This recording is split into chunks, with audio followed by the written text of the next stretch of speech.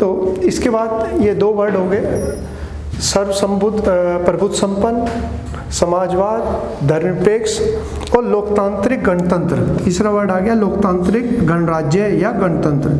तो लोकतांत्रिक का तो अर्थ हम जानते ही है, जिसमें जनता अपने प्रतिनिधियों का चुनाव करती है, उसे कहते हैं लोकतांत्रिक।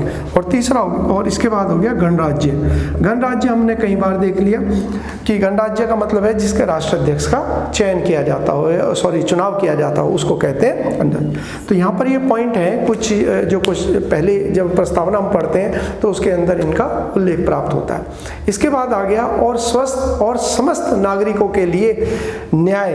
अब ये पॉइंट जो है एसएससी के एग्जाम में आया, इसी को हम आगे बढ़ा रहे हैं कि हम भारत के लोग भारत को संपूर्ण प्रभुत्व संपन्न, समाजवादी, धर्मनिरपेक्ष, लोकतांत्रिक गणतंत्र बनाने के लिए और इसके समस्त नागरिकों के लिए 3 प्रकार के न्याय हैं। कौन से न्याय है? सामाजिक का मतलब हो गया कि जैसे भेदभाव है, छुआछूत है, उसे खत्म, सामाजिक।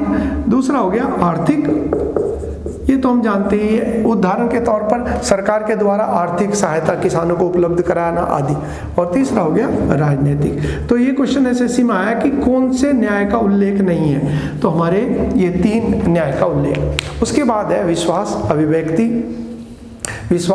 अभिव्यक्ति, विचार, धर्म और उपासना की स्वतंत्रता, प्रतिष्ठा और अवसर की समता निश्चित करने के लिए तथा व्यक्ति की गरिमा और राष्ट्र की एकता और अखंडता। ये डीपी कांस्टेबल में सवाल है, तो इसमें 2 वर्ड आ गए, एकता और अखंडता। अब हमारा जो क्वेश्चन हम कई बार से देख रहे हैं कि 3 नए शब्द संविधान के अंदर जोड़े गए। 2 तो ये हो गए, एक तो हमने कहा समाजवाद जो मैंने आपको बताया था, दूसरा हो गया धर्मनिरपेक्ष, तीसरा शब्द जो जोड़ा गया ये है अखंडता। अखंड का मतलब हो गया जिसे इंटीग्रिटी कहते हैं, यूनिटी एंड इंटीग्रिटी, इंग्लिश में इन दोनों का वर्ड होगा। यानी कि देश जो है अखंड है, कोई भी क्षेत्र जो है भारतीय संघ से अलग होने की वैधानिक मांग नहीं कर सकता, इसी को कहा जाता है अखंडता। तो यहाँ पर इन पॉइंट्स का जो जिक्र किया गया और एकता और अखंडता सुनिश्चित करने के लिए, एकता और अखंडता की बंधुत्व या इसको सुनिश्चित करने की वाली बंधुत्व बढ़ाने के लिए दृढ़ संकल्प होकर आज अपनी संविधान सभा में 26 नवंबर 1949, तो किस दिन? 26 नवंबर 1949 को एतद द्वारा अपने इस विधान को अंगीकृत, अधिनियमित और आत्मर्पित करते हैं। ये हमारे लिए इंपॉर्टेंट है जो वर्ड जिनका मैंने यहाँ पर जिक्र करा। एंड में जब हम कह रहे हैं कि हम इसको अंगीकृत करते हैं, वी एडॉप्ट एंड एनेक्ट, ये enact and adopt the constitution of India, इसका अर्थ है कि इसका शक्ति का स्रोत क्या है संविधान की? ये है भारत के लोग या भारत की जनता। तो शुरुआत के अंदर जो पॉइंट है जो मैंने आपको पढ़ के बताया है, तो बहुत अच्छा रहे आप याद कर लें। तो ये पॉइंट है जिनको मैंने यहाँ पर समाप्त किया। इसके बाद दे दिया इसके उपनाम, संविधान को और किस नाम से? संविधान गिने चुने शब्द है लेकिन पूरे संविधान का निचोड़ है।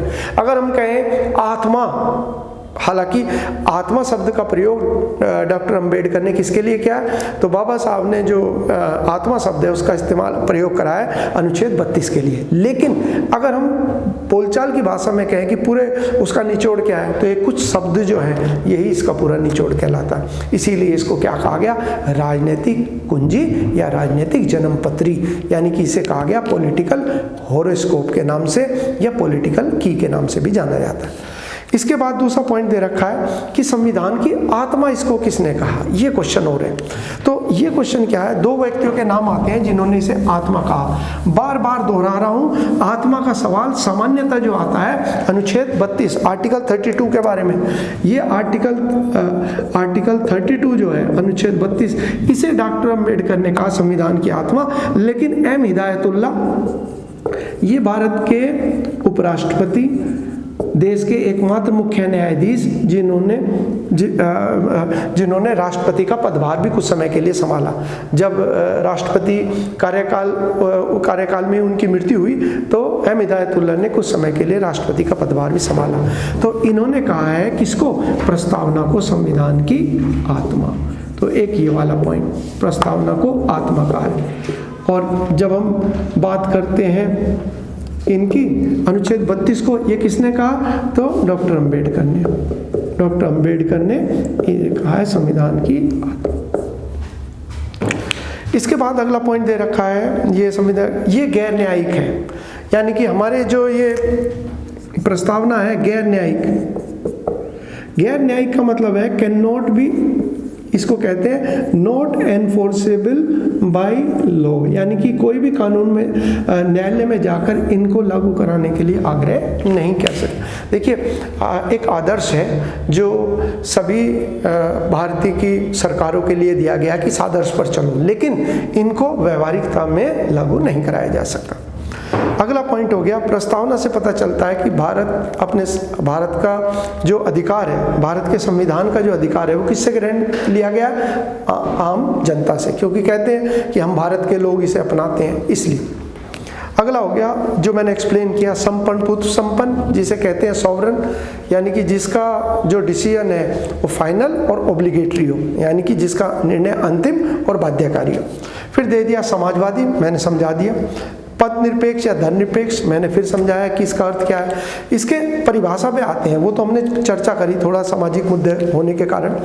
इसमें पद निरपेक्ष का मतलब है कि राज्य का अपना कोई धर्म नहीं है जिसको वो पोषित करता हो, यानी कि government will not promote any religion.